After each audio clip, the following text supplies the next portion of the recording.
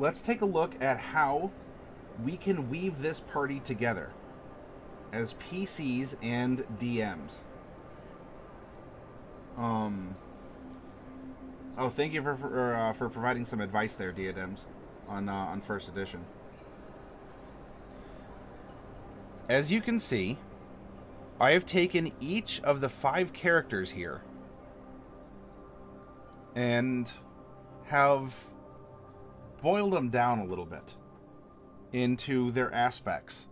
For instance, Chalet the Glorious, one of the 2 characters we generated last night. Neutral evil, female mountain dwarf wizard, conjuration, druid, moon circle, entertainer with these backgrounds, etc. Personality 0.1, personality 0.2, pardon, ideal, bond, and flaw. The reason I did this was because as both PC and DM, we can try and find similarities between the characters. This will allow us to not only bring ourselves together as PCs, but from just this summary of characters, we can pluck out adventure hooks. We can try and take a story that we want to present and make it a little bit juicier, right? Diadems, you're talking about baiting a hook. This is something that we could do to try and tempt our players later on too. What do I mean by this? Well, let's dig into it, right? For example, we could take something rather easy here. Here we have, in just the alignment alone, each of these characters shares a neutral element of who they are. None of them are necessarily out to rock the world. None of them are out there necessarily to take a stand strongly. You know, not that they don't have convictions, but they have this mellow they have this mellow accent to their character, or they might all stop and think a little bit more in a balanced way of some kind. I mean, I'll say balanced, but I mean, what does that really mean? If we look here, we have 2 evil characters.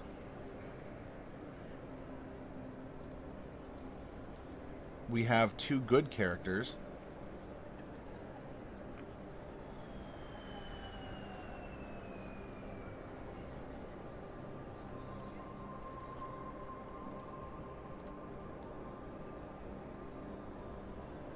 Fluffy, the main thing I would say is that the style of gameplay has changed a lot since then. Back in the day, the game was a lot more deadly. The goal is no longer to challenge the players just to survive.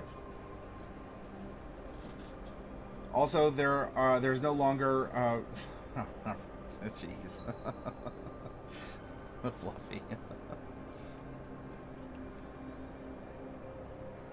Yeah, and Bill, if you have more questions too, throw them out there, and we will do what we can. I mean, I say we, like I gave you any first edition specific advice, but in general, or as kind of the medium for all of us to meet, I hope that your answers, your questions will get answered. Tomb of Annihilation is as a meat grinder campaign, it is pretty rough on players. That is the reputation it has, Santa.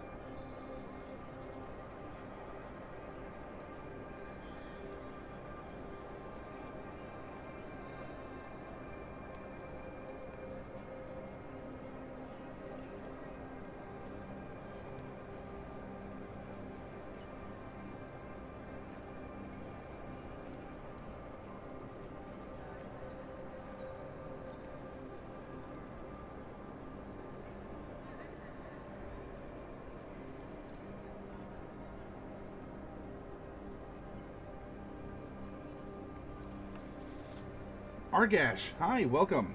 I'd say the primary goal of 5e is to allow the players and the DM to tell a combined story, but you can still get brutal if you want. You definitely can, Argash. XP when you or someone else gets a chance. Oh, Diadems, did you win a, You did. Dark Wolf, are you around? Can you add 100 experience points to Diadems?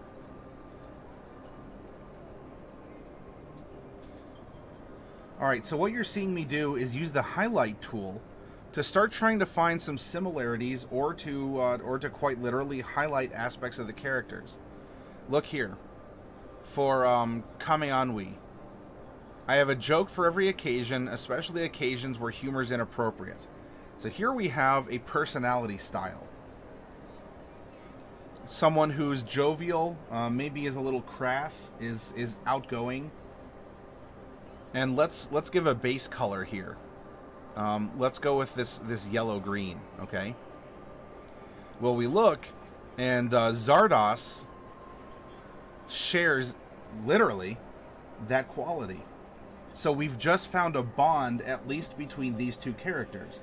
But let's continue to look and see if any of the other characters can share this highlight. I'll never pass up a friendly wager. I like a job well done, especially if I can convince someone to do it. Do either of those sound like they resonate with the point of I have a joke for every occasion, especially occasions where humor is inappropriate?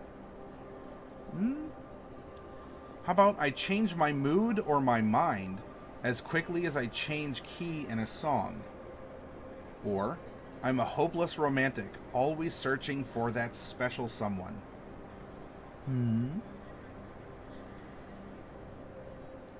I've spent so long in the temple that I have little practical experience dealing with people in the outside world. And I see omens in every event and action. The gods try to speak to us, we just need to listen. Well, it may sound odd to me. Personality point 1 of Ghent actually resonates. I've spent so long in the temple that I have little practical experience dealing with people in the outside world. So you get that kind of social awkwardness. You get someone who maybe doesn't know etiquette that well, or doesn't have a good sense of timing for a joke or a statement. And in its own way, you could say, yeah, that seems to sync up with this personality that we're forming here.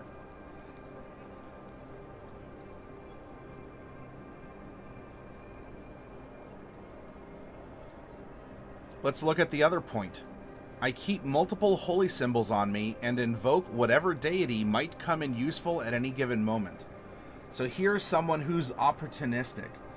Someone who's willing to try a lot of different things. You know, throw stuff at the wall and see what sticks. So let's go over here and let's go to, we'll go to yellow-green 2 to make it set off just a little bit more. So, what do we have that's opportunistic? Right? Well, for sure, it's not a personality point, but you see this charlatan number 3? Friend Zardoz here, his con, or his favorite activity is to get in people's good graces, to like work his way into people's hearts, and then ends up conning them in some way, setting them up, taking from them, or something along those lines. So here we even have a background that we can highlight the same color.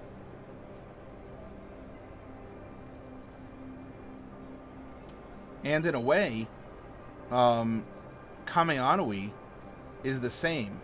She is a sleight of hand artist. She's a bit of a con artist in that sense. Always willing to take risks, trying to build people, street magic, that kind of a thing. I never pass up a friendly wager. Ooh, there we go.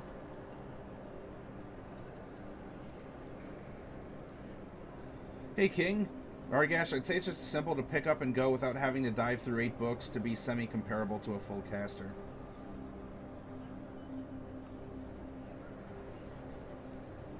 Is the core concept of what 5th Ed is.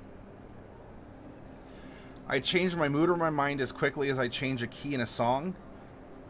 Does that sound similar to someone who's willing to try a bunch of different holy symbols, or to take any bet that comes their way?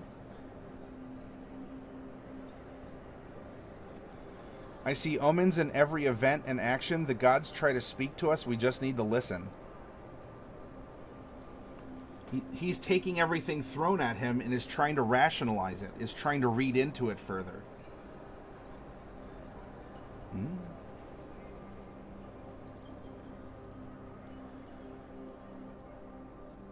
Let's take a look here.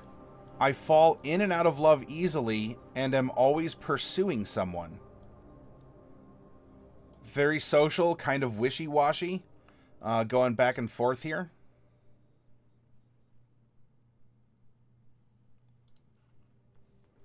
I'm a hopeless romantic, always searching for that special someone.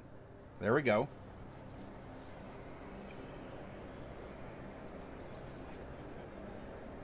You might even be able to argue that this I changed my mood or my mind quickly could even fall under that category as well.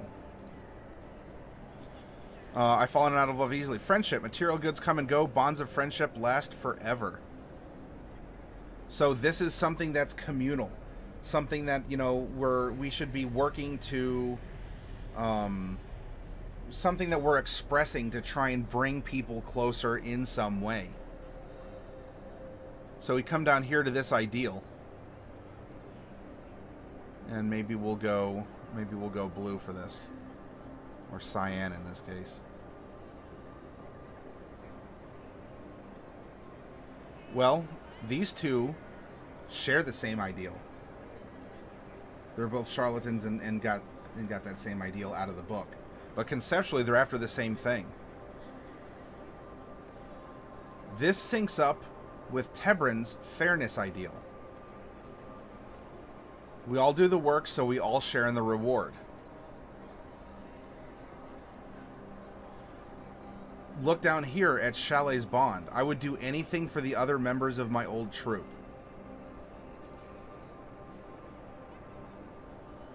Maybe, if you want, you could even put her ideal as also... her ideal is also along these lines of friendship. As well as Gent's bond. I'm a sucker for a pretty face. Well, that's actually... There you go.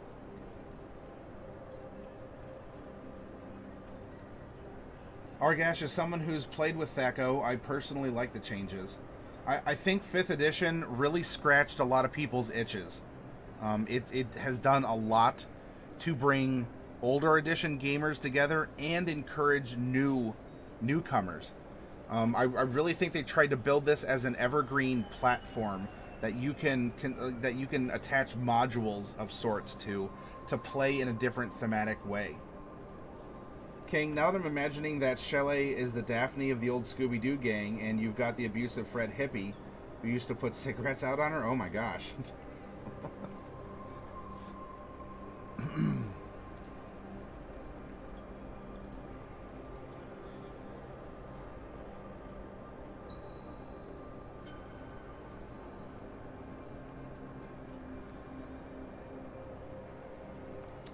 Let's see. Let's go down here to Gent's ideal. Aspiration. I seek to prove myself worthy of my god's favor by matching my actions against his or her teachings. So if we come over here, this is a personal goal. I want to personally succeed. We could even go back and say, you know what? This ideal might even match up conceptually with this one. I was cheated out of my fair share of profits, and I want to get my due. And I like a job well done, especially if I can convince someone else to do it. If we look here, look at the flaw of Kame Anui and Friend over here, Friend Zardos. Very, self-preservation, self-determination. I'll run and preserve my own hide if the going gets tough.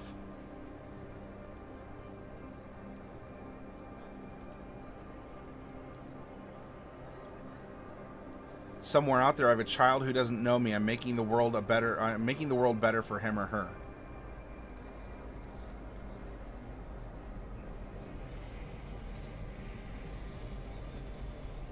Now, this kind of leaves Kame Anui's bond kind of just out there. I owe everything to my mentor, a horrible person who's probably rotting in jail somewhere. I don't know if there's necessarily a connection with another character along those lines. Unless we want to take this idea and have it overlay with the bond of friend, that each of these people have someone out there in the world that they owe something. Or at least, well, I don't know, Charir here may not feel that she owes anything. I mean, she does. She owes everything to her mentor, but is she ever going to, like, bust him out of jail? Maybe not. So that there's this person out in the world. Then we look over at the Flaw of Tarun. I can't help but pocket loose coins and other trinkets I come across. Something that feels like a compulsion. Oh, we have this one. I'm inflexible in my thinking. That's kind of a self-determination here.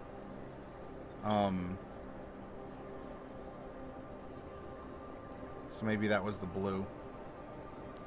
And you know what? You all out there may be disagreeing with how I'm seeing the bonds between the characters. Not the B bond here that you find in your background. I'm talking about finding the coordination between the characters.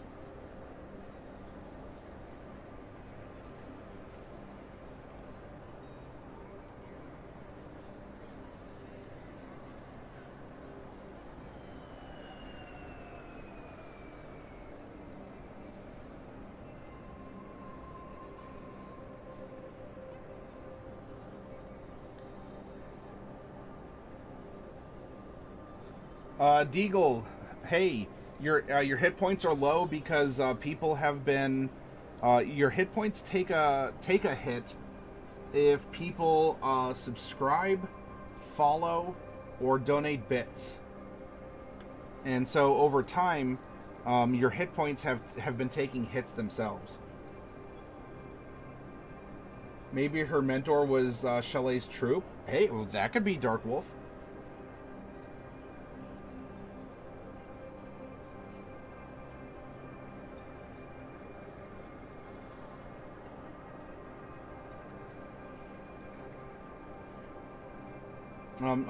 Sorry, you said personality 2 of Tiny Bonks is also similar to the P1 color.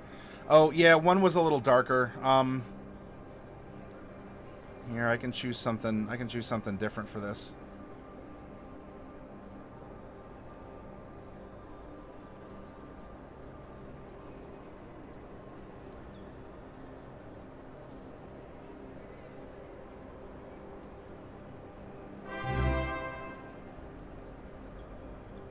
Hey, thank you very much, Sansfire. And by the way, Deagle, you probably just saw that you took a hit.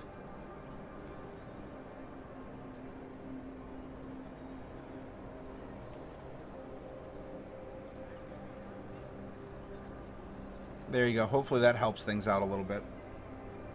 Thank you very much for that cheer. Quick, take my money.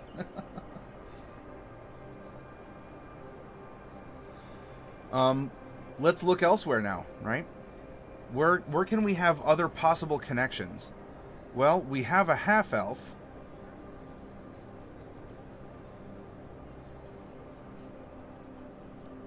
who maybe finds some relation with the drow.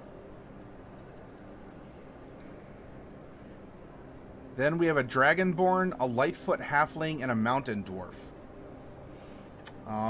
Is there any real connection there?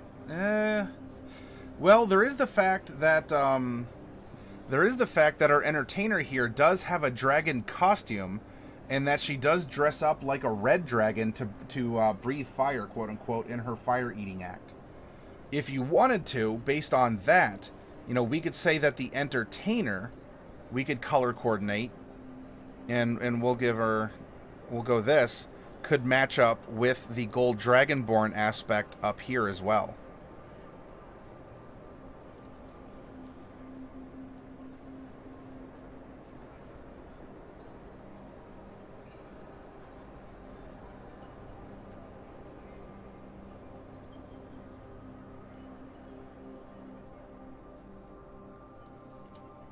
If we see the background of Ghent,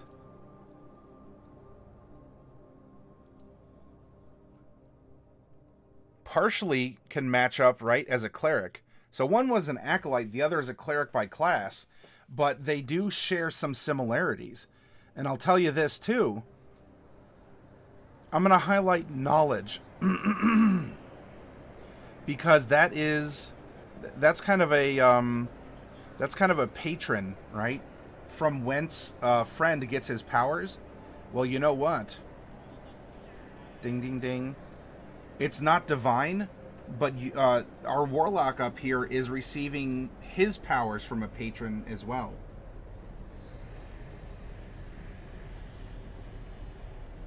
That could be Dark Wolf. Good connection.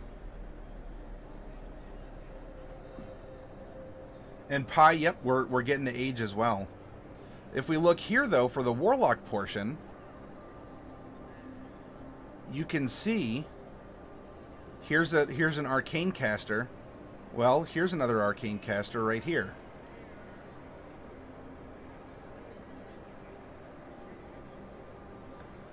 Here is a Rogue.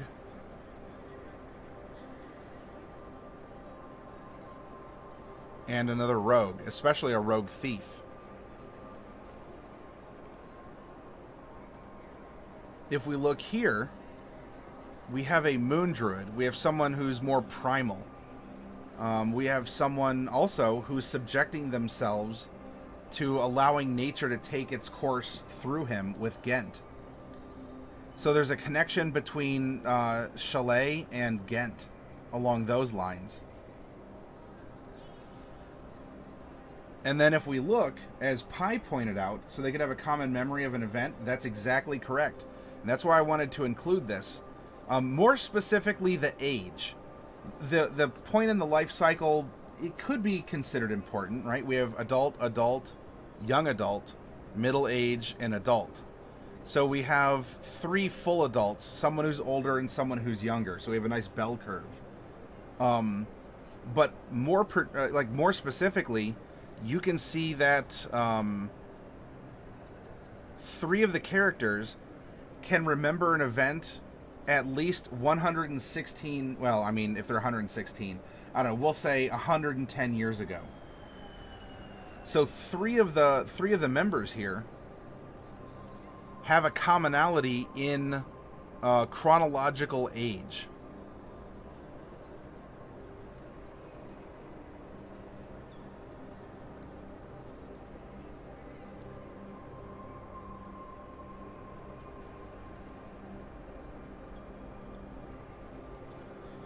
And then you have these 2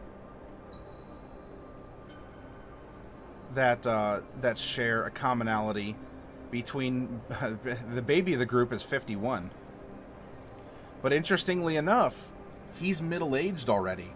So if you think about it, he's actually the eldest in terms of coming to terms with his own mortality, examining his life, going through some sort of midlife crisis, things along those lines. So, or I'm sorry, her personality could be vastly different, because look at our drow. He's a young adult at 145. He still has about 600 more years of life, if we stick to the PHB conventions of elf life longevity. So really, Kame Anui here is the leader by age and experience, in a sense. If we look at concepts like mortality, finality, one's purpose in life, because she's already had to live it. She's had to process it. She is, before anyone else, she doesn't have as much time, as many sunsets and sunrises as others do. And if you wanted, yeah, I mean, we could highlight adult, and then, you know, young adult and middle-aged. We could do that as well, but I don't think that's as important. I put that in parentheses for that reason. It's something to consider if we wanted a tiebreaker, but I think the age, kind of what Pi was talking about here, let's say that they were around when there was a big war. I mean, a lot of people died. It could have been a civil war or something.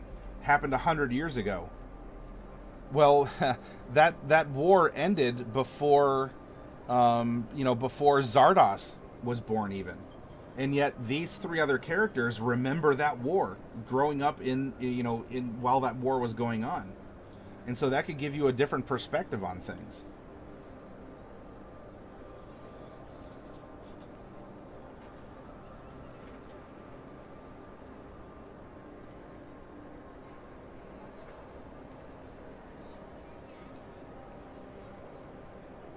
You know what, in thinking about it, this flaw here is kind of like the socially inappropriate behavior of I have a joke for every occasion, or I've been kind of cloistered. We could probably put this flaw, there we go, in the same terms there. So I hope that this has been a good exercise for you all. That if you can break down your party as a PC, you can see your similarities. Because you may say, well, look, I'm playing... if you're playing Chalet, I'm playing a neutral evil mountain dwarf. I'm even multi-classing. I'm a wizard and a druid. And an entertainer. I'm so many different things. What's going on? That may be. But look. With whom can Chalet relate? She can relate to everyone along the neutral axis of her personality. She can relate to Kame Anui for the more selfish impulses that she feels. Right? Because both the females here, the Dragonborn and the Mountain Dwarf, are evil, which again doesn't mean that you get up in the morning knowing you're going to kick puppies and burn down orphanages. It just means you're more interested in your own goals than perhaps those of others, or society as a whole. Where else are we connected then? I change my mood or my mind. I'm a sucker for a pretty face. We have the charlatan, and I have a joke for every occasion. I'm a hopeless romantic, and I keep multiple holy symbols. So they do two different things, right? One is just invoking whatever deity seems convenient, and the other is pursuing whoever catches her eye. You know, whoever's convenient to I don't know, make her feel pretty, or make her feel like she's conquered someone, that she's, you know, a notch on a bedpost, to make her feel that she can overcome anything, or that she's not some circus freak entertainer that can change shapes or whatever, that she's still someone that other people can enjoy, and so she pursues them. Look at this. I hate to admit it. So this is, or I'm sorry, this isn't the same here, but the beauty when I perform and make the world a better place. Oh no, that is self-interest, I guess. Friendship. Material goods come and go. Bonds of friendship last forever. I would do anything for other members of my old troop. And as Darkwolf was saying, what if Kame Anui might have been a part or in some way affiliated with Chalet's troop? Did we ever consider that when we were making the characters? No. But now that we're laying the characters out and we want to consider their backstory, how can we make them link together even though their gears don't fully mesh? You know, they're not all lawful good paladins who took the same oath, and so agreement should be unanimous. We have 5 very different people, and yet look, follow, and if any of you out there are colorblind, this could be a challenge.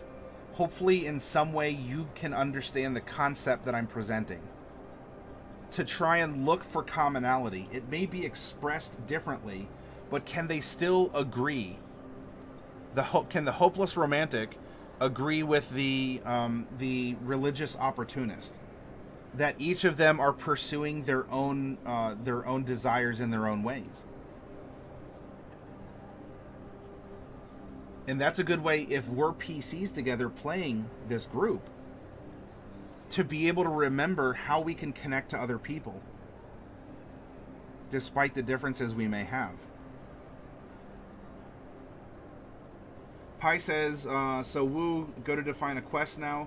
I was thinking a magical chalice was stolen from a temple, and the people now suffer because of that theft. Quest to find and restore the chalice. We will be getting to that, Pi. So hang on to that thought. We'll be getting to the campaign here in a little bit with the as we're concluding the party analysis. Because there's one other way that I want to show you all that you can compare the party members.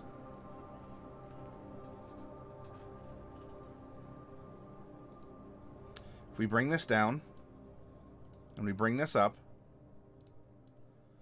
I'm going to move the characters over this way.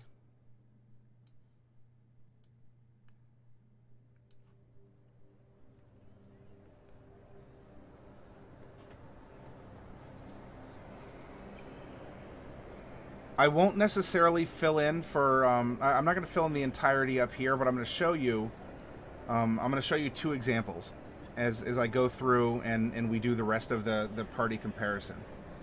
All right. If you make a chart now that's measuring things like stats, we look at Kame Anui. Okay, we're going to call her Kame.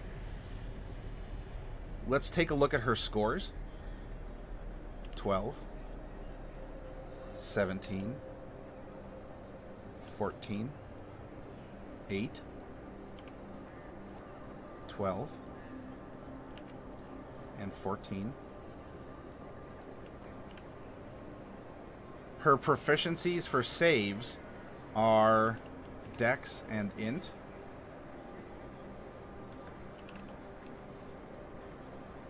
Her passive perception is 11. And her passive investigation is 9. She's sitting at 31 hit points and an AC of 14.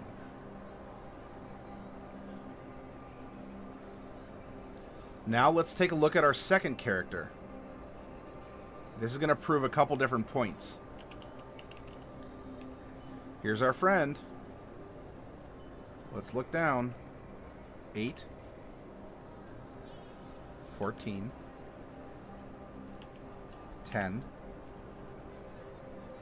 16, 20, and 16.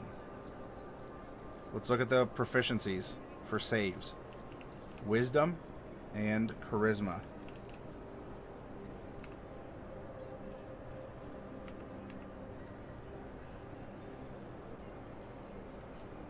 Passive perception of 20 and a passive investigation of 13. 98 and 18. Okay. Looking at these lines alone, we can now get a feel if we were to go through the other 5 and list it out. As both PCs and as DMs, our strengths and weaknesses become a little bit more clear, don't they? Look, here's a character who has a dump stat in Int, one who has a dump stat in Strength. And then as we go through the other characters and we'd fill in and we can look at the scores and see, are they spread out? Or does everyone have a dump stat in Dex or something? You know, our party of Paladins all probably aren't the best at Dexterity.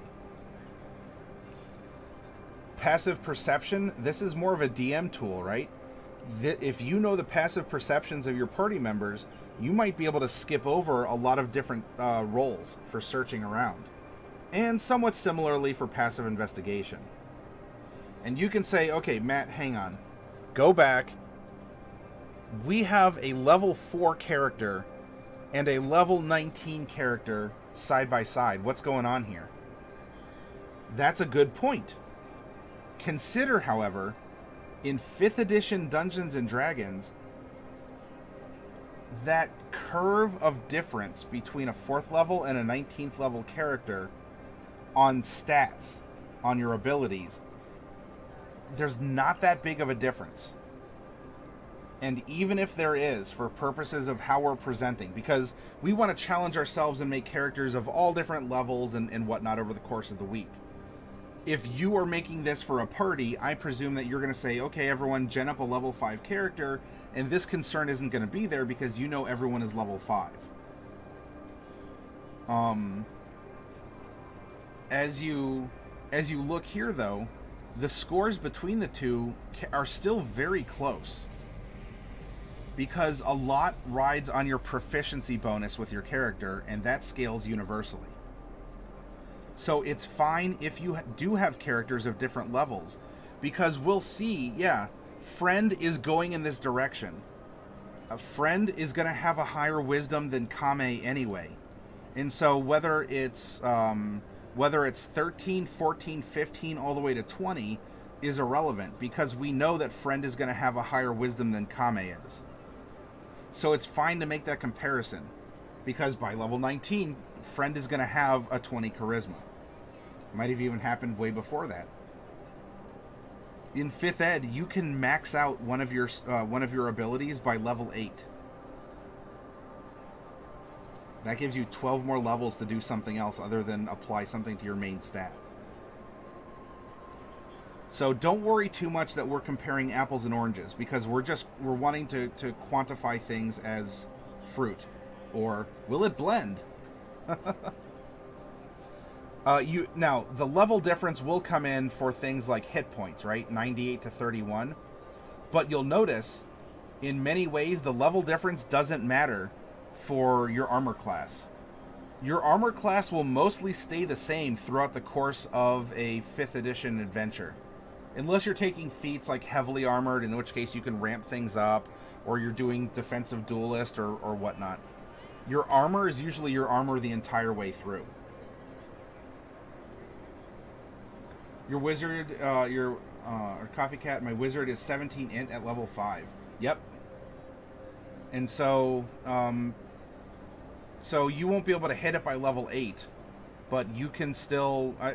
let's look at it this way. Then by level 12, if you really wanted to max out your int Coffee Cat without any magic items or whatnot, by level 12, you can have a maximum intelligence, meaning you still get your level 16 and 19 stat bumps to put in whatever you want. So now, let's go through here, and we're going to make a horizontal bar graph. Athletics, so Kame is here. Sleight of hand, Kame. Stealth, Kame. Religion, Kame. Deception, Kame. And in fact, deception here, we are going to highlight as well. Because, as you notice, people who have expertise, right, it means that they're extra good in that skill. And then performance is also Kame.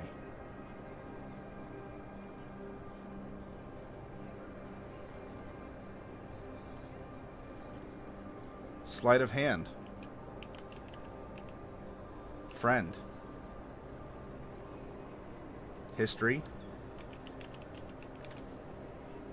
Friend has expertise. Nature. Religion.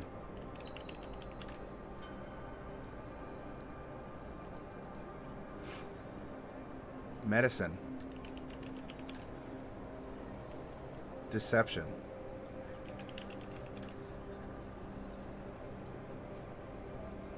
Tebrin. Athletics.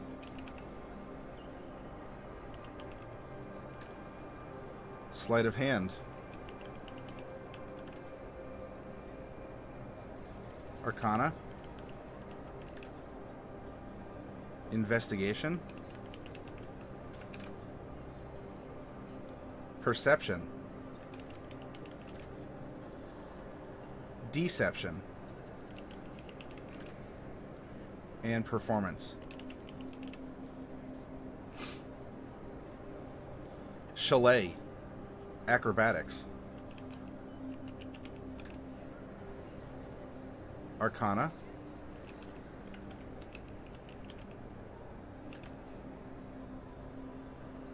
Insight. and performance.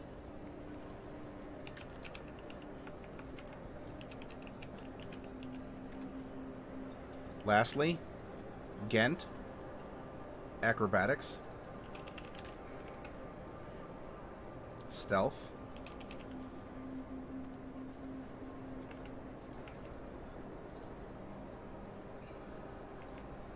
investigation,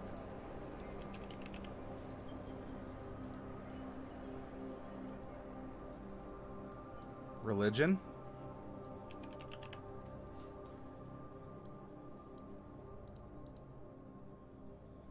insight, perception, survival, and intimidation.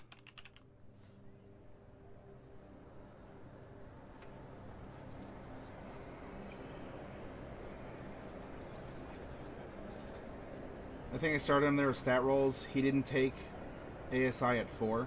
Is there a max stat cap for stats? Sandsfire, yes. You can naturally get your ability score to 20.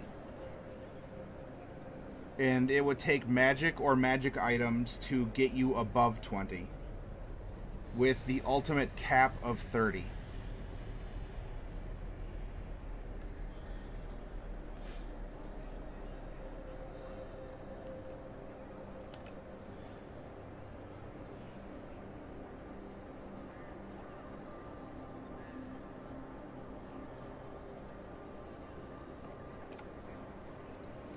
All right.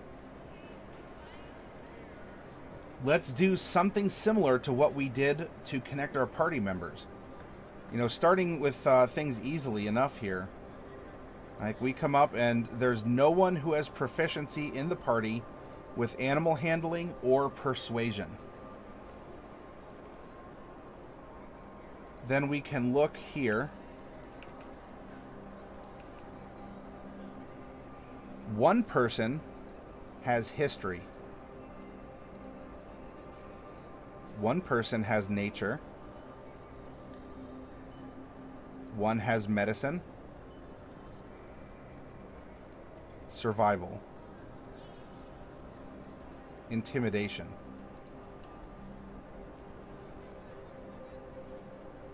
Two have perception.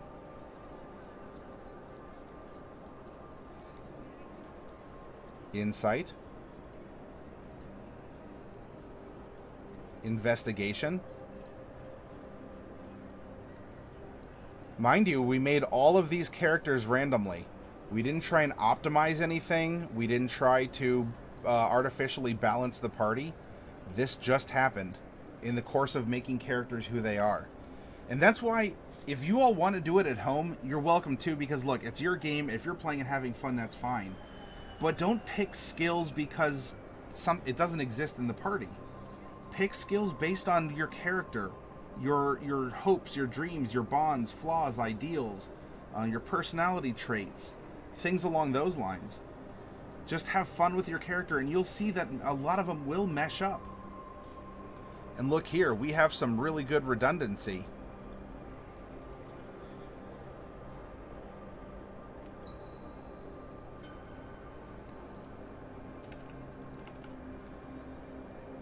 We have 3 characters with performance, deception, and we can even give this like a darker blue if we wanted to. Look at that. 3 party members have expertise in religion.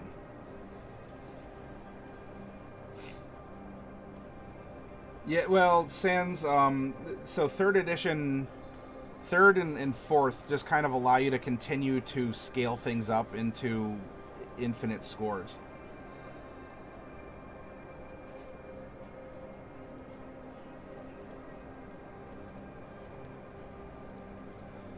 Okay. So did you see here what we've done now? We've made a horizontal bar graph, you know, coordinated by color, but showing the strengths and weaknesses of our party when it comes to our skill spread. And you can take this same concept And you can spread it between the party languages, the party tools, or if you really wanted to, you could go through and I'll do it for the party tools here. Okay, here we have a disguise kit, forgery kit, thieves tools,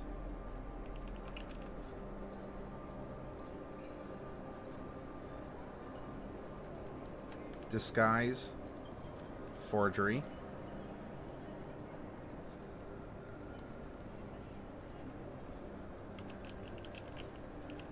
navigator's tools,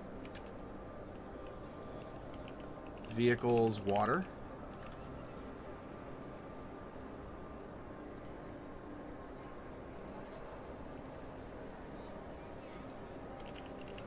brewer's supplies, disguise kit, and an instrument.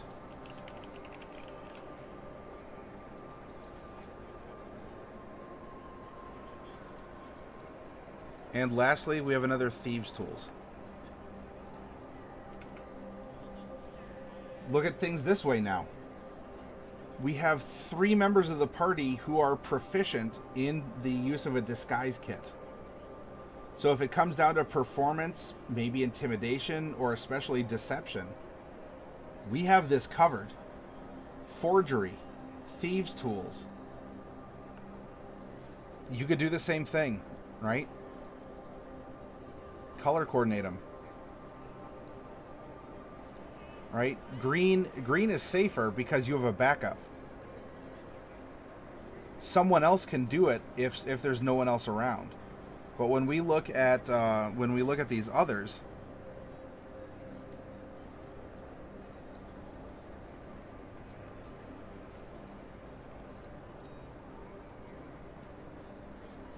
so here no one has proficiency, and just because you don't have proficiency doesn't mean you can't use that skill.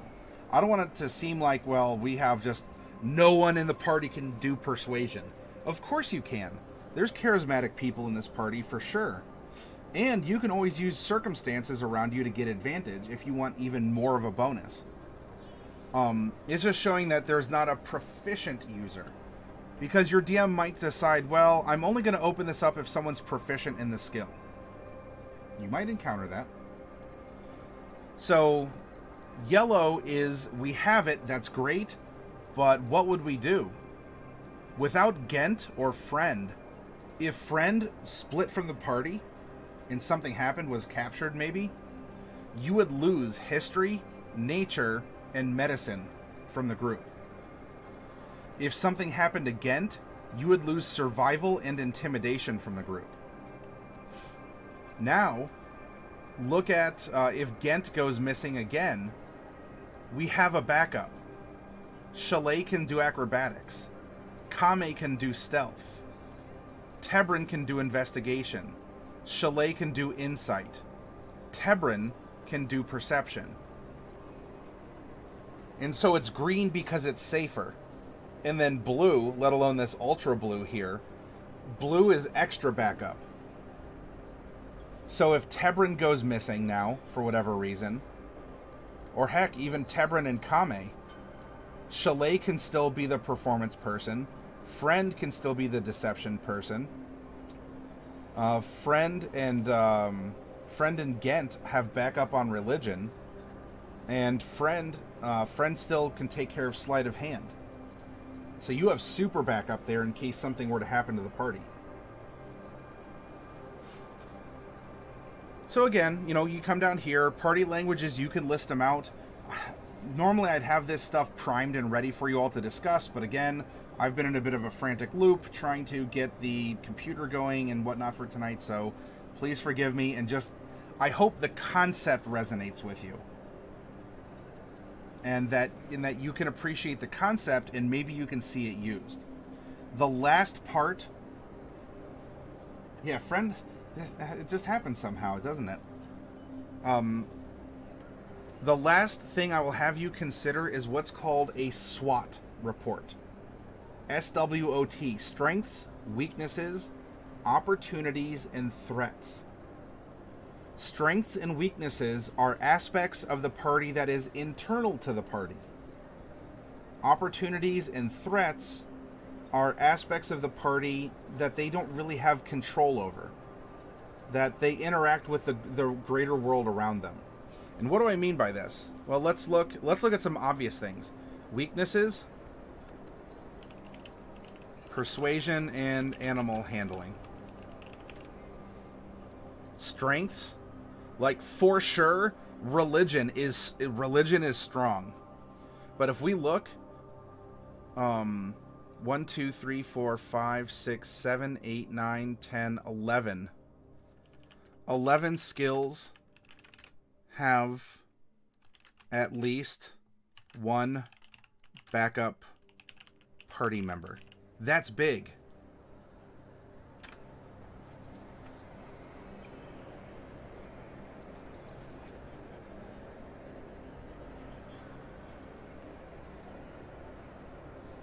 If we had all of the stats out here, I mean, we could take a quick look here. So we have Tebrin has Wisdom, Charisma. I'll make an example just based along these lines here. You could probably see where I'm going with this.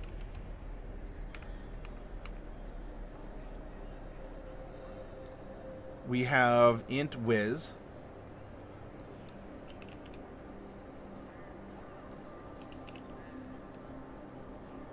And we have Dex Int.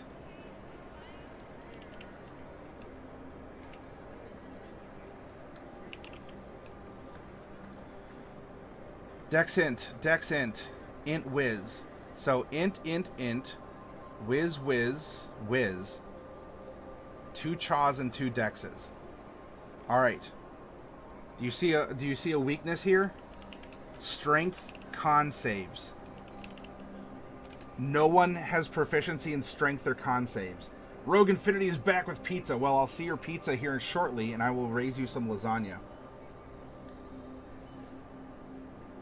So for physical saves, I mean, Dex is good to have, right? We have 2 Dex, and that's a big one for dodging out of the way of a lot of spells. But for sure, a weakness of the party are strength and con saves.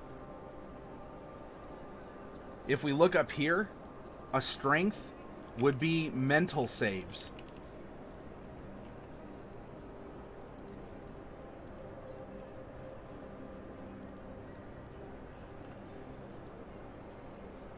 Int, Wiz, Wiz, Wiz, 2 Chaws. We're very good at mental saves. Physical, maybe not so much. Pizza is a staple D&D food.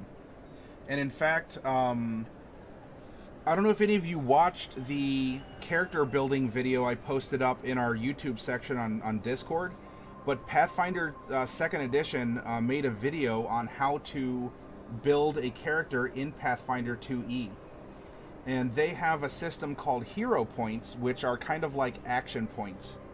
Or inspiration for 5th edition, and in that game you can get 3, or you can get up to 3, but you do so by doing different things, and one of those things that they heavily imply is buying your DM a pizza.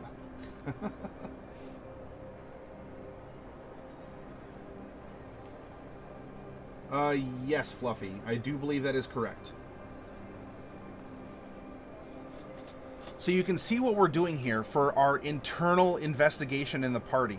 Because look, if we're PCs, Coffee Cat, Rogue, Santa, if we're sitting down and saying, okay, so our DM's going to be, we're going to go through a campaign, let's look at our characters, where do we line up, and, where are we strong, so we could take advantage of that, and where are we weak, so we can maybe try and minimize our weaknesses in some way. Hopefully, with no one being proficient with strength or con saves, you all don't end up at the mountain that blows very strong poisonous winds in your direction. And if you are, you're already aware of the party weaknesses, so you can pack antidotes, or you can pack enough rope that everyone can tie off to each other. Now, things like opportunities and threats. These are external to the party. Think of it this way. This is the example that I use, I think, almost every week. But if you're new, it's going to be new to you. You are setting up a lemonade stand, and it's the middle of summer. Your opportunity to sell lemonade is the fact that summer is a very hot month, and people are looking for cold beverages. I mean, you don't control the seasons, but it's an opportunity for you to make money. A threat is if it rains that day and no one comes by because who's going out in the rain, or who's buying cold lemonade on a cooler summer rainy day. Does that make sense to you all? These are things that you are subjected to that you really don't have control over. So let's look at the party. What's an opportunity for the party? Look at this. Any sort of religious pursuit, artifacts, social interaction, gaining favors, getting support from, identifying objects and symbols inside of dungeons and tombs and whatnot. An opportunity for us in this campaign world is anything having to do with religion.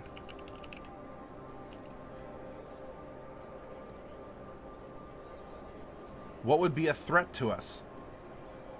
Something that we can't really control, and that would threaten the livelihood of the party. I mean, I kind of said it before, but we'll say strong, poisonous winds. Not only are they going to blow us around, but we're going to get infected with disease. We're going to be poisoned a lot more easily. We're not necessarily a strength-based party. So if a threat would be a lot of climbing, a lot of swimming. Well, maybe not climbing so much. We have 2 characters that have a full climb speed. I don't know, 2 of the 5, it may still be weak, but swimming for sure. No one's a proficient swimmer here. Opportunity, rallying folks to their cause, even gods, even fiends. Oh yeah, because of the charlatans and deceivers, and dare I say, bandits with thieves' cant. There you go. And yes, that's important. We didn't fill in the party languages, which is a big part of this too. With whom can you communicate more easily? If your campaign takes place in the middle of Dwarf Town and none of you can speak Dwarven, I'm sure you're going to find dwarves who can speak Common. But can they speak it the same way as Dwarven? Or can you open more doors if you can speak the native tongue than having to make the natives speak yours? No, Santa, that's an opportunity, is the ability to bring people together, to rally them under well, intimidation, deception, or even to inspire them in some way. To speak to their hearts through their faith. That is absolutely an opportunity, Santa, to get that kind of backup.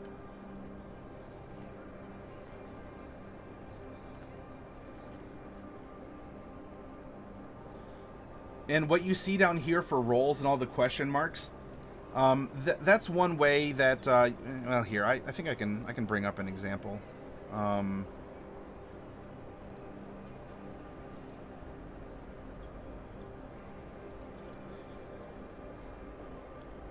Let's look at a story.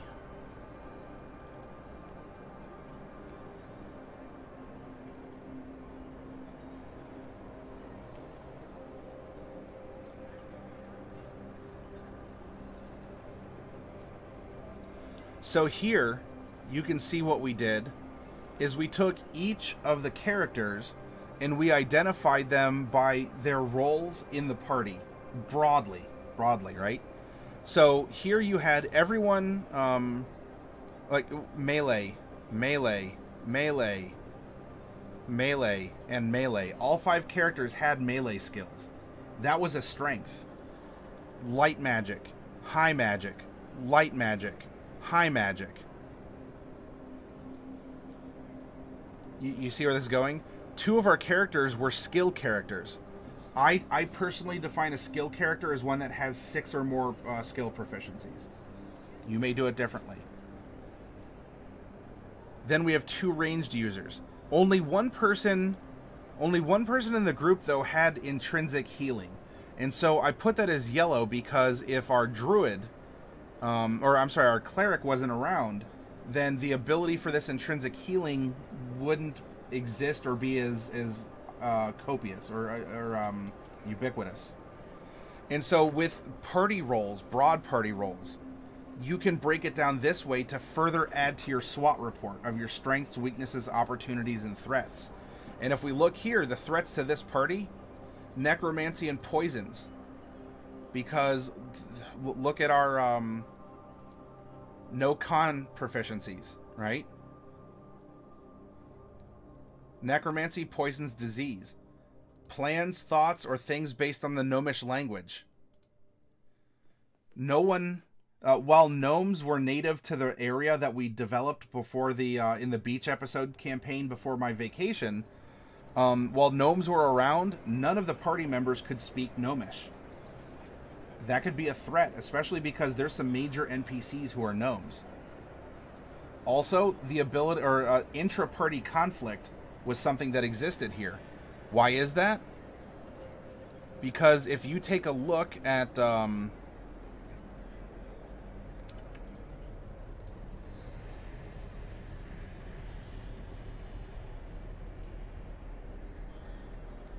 if you take a look here, lawful good, neutral good, lawful neutral, lawful evil, chaotic evil.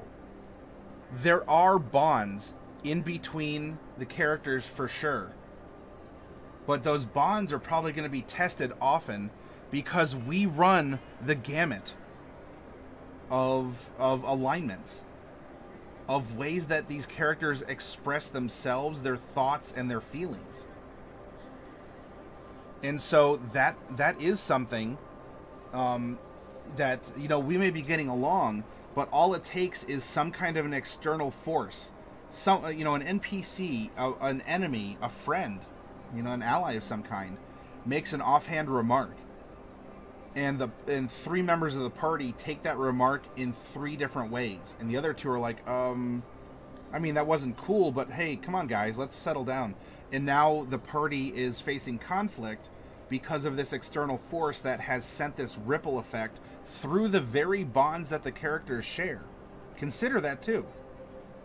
It takes the bonds to send the signal. So your characters are bonded in some way. Hey, good night, Coffee Cats. Thanks for hanging out with us. Be well. Take care.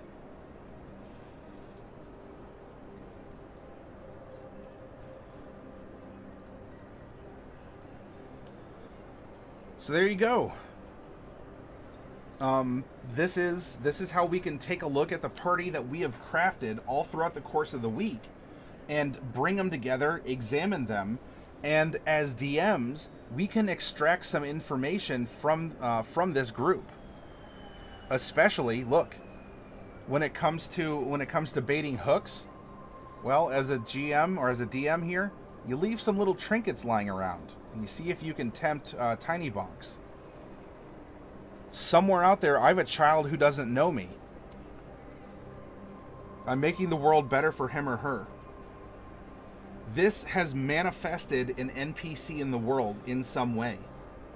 Who is friend's child? What is he or she or they? Maybe it's twins or triplets or something. What is this child like? Friend is 74 years old. That means that the child could be an infant. The child could be 50 years old. Or more even. I mean, depending on, you know, circumstances. So yes, it's a child, but it's not a child. You know, it's not a minor. This is a compelling thing then that we can do with our PCs as a DM. I owe everything to my mentor, a horrible person who's probably rotting in jail somewhere. Is this mentor going to make an appearance in the campaign somewhere? Maybe to tempt or backstab the party? Hey.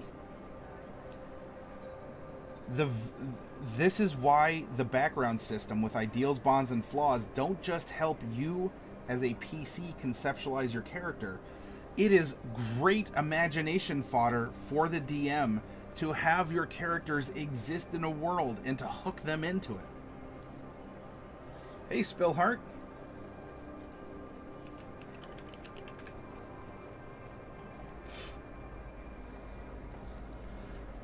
And it doesn't show up here, but think about this as well. The background feature. I mean, it shows up because of the entertainer, right? If you want to specifically break it out on one of these lines, like you want to have the basic rundown of the character, and then you could put background, like BF for background feature, personality 1 to IBF, you can do that. Because remember, as a charlatan, these two characters have alternate identities. They operate as different people. In fact, maybe that's even how they met.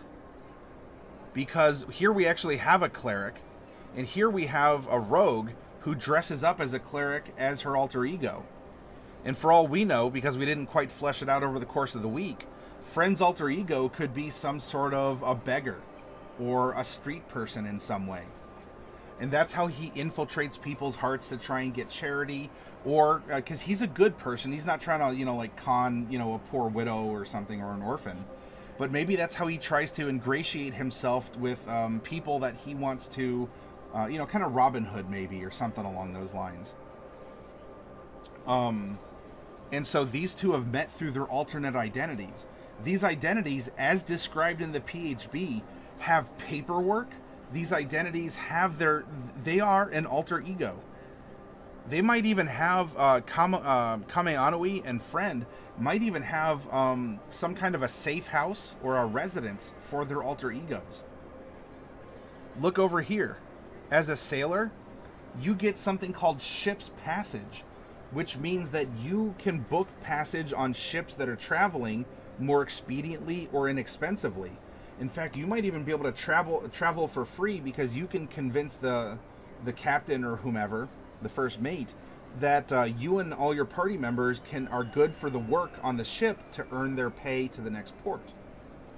Look at the background of Chalet, an entertainer. You get, it's not position of privilege. I forget the name of it offhand. It's the one where if you're recognized in a town, you can earn money by performing, and you're earning fame or infamy. You're earning fame, money, lodging, influence in the world. These are DM tools to make the world come alive and to help you as a DM craft the world and to make the game overall easier to run. Lastly, let's look as an acolyte. So what was the faith that Ghent had? Because the background feature here is called Shelter the Faithful. And so if Ghent and everyone traveling with him need accommodations or healing, this acolyte background can afford that, as long as Ghent is performing ceremonies and helping out the clergy in whatever town they're in that shares the faith. The world, or the campaign setting, yes, we did have it come alive in different ways in our map making section, right? If you look at this, this is the map, and this alone should invoke, the discussions if you were around for them. The world the world exists around them, but look, the PCs are making the world really come alive and not just be a setting, but a place where people live and work and pray and fight and struggle and cry and share victories with each other. Dark Wolf might head to bed. Before I do, I was going to suggest a moral decision for Kame and Chalet. Possibly the party learns that the mentor was in jail, and he sends a request to them to help him out.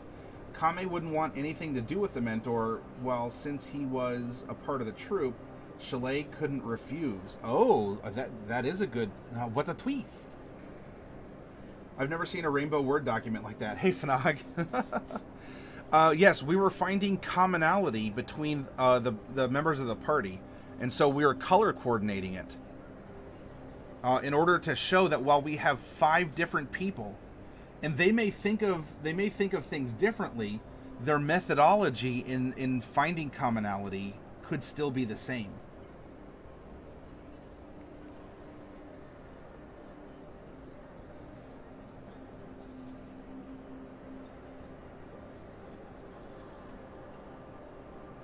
Oh, sorry, Spillheart.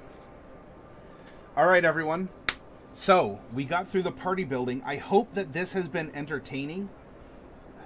A lot of you, it's maybe not as adventurous. Maybe? I don't know. Maybe it is. I'd love your feedback. Was this an interesting concept for you? Did you like seeing the party come together this way? Did this help expand your ideas or your thoughts or the way that you can approach your game as a DM or a PC? I hope that this is inspirational and it's getting your brain cells loose and getting you to think about things in a different way. And if you go back and you remove all of the highlighting, because I'm going to upload this document onto our Discord, okay?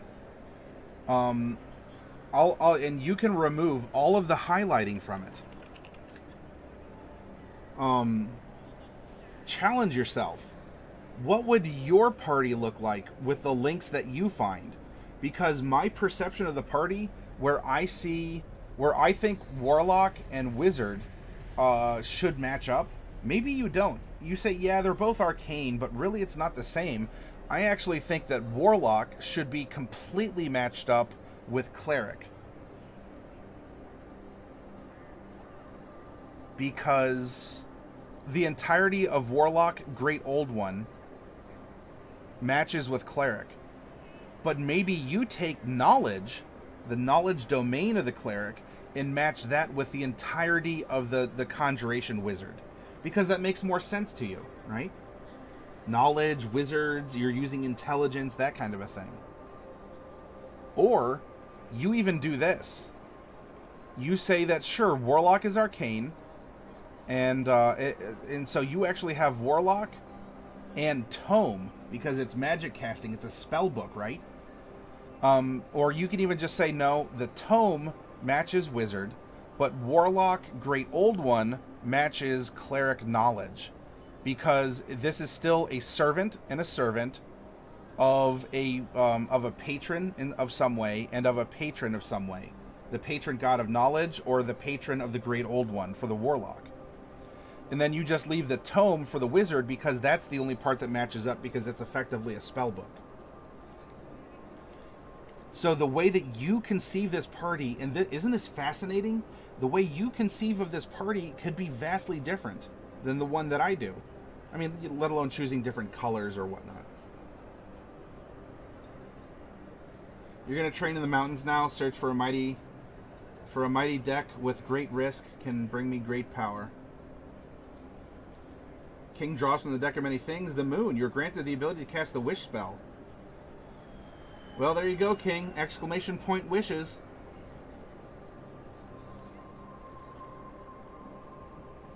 It gets your brain juice flowing. Great, Santa. I'm glad.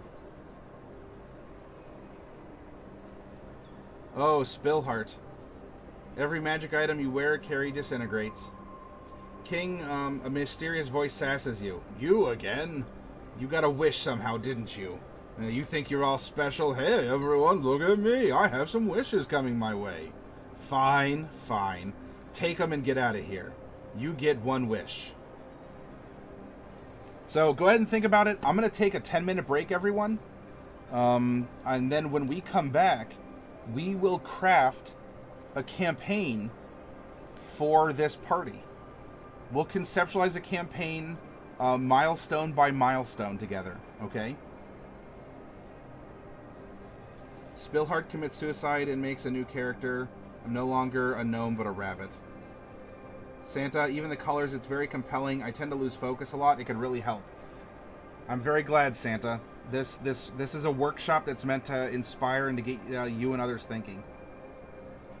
Sandsfire, hey, well, we finished our party examination, and I'm going to be taking a 10-minute break now to go eat a little bit more lasagna and just get up and stretch. So everyone, hang tight, and when we come back, we are going to get the campaign formation going. And we'll do so in an interesting way. We're going to use what's called the midpoint method.